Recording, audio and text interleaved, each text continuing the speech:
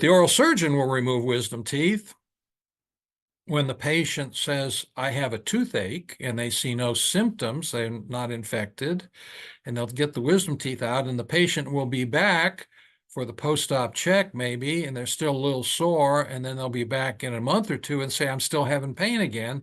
And the oral surgeon says, well, I took out your wisdom teeth. I don't see any reason why you should be having pain. And the answer is they need to be thinking about pain coming from the temporomandibular joint disorder.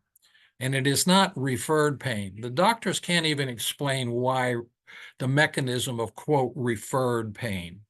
They use that euphemism, they use that term loosely because it sounds good, but they have no idea how that might work. Referred pain. In other words, you have pain in one area of the face or jaw, and it's coming from some other area, and they might say, it's coming from your sinuses or coming from your temporomandibular joint, but they can't explain how the pain gets from here to here. And that was my discovery. How does that happen? How do you get pain, which is actually originating in the temporomandibular joint, which ends up feeling like a toothache? I've spoken on it so many times, but the mechanism is very well known.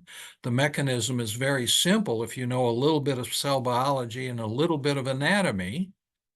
Fortunately, I did have the credentials, having degrees in dentistry, medical degree, a degree in academic cell biology and gross anatomy, and a couple years doing research as a fellow with the National Institute of Health, National Institute of Dental Craniofacial.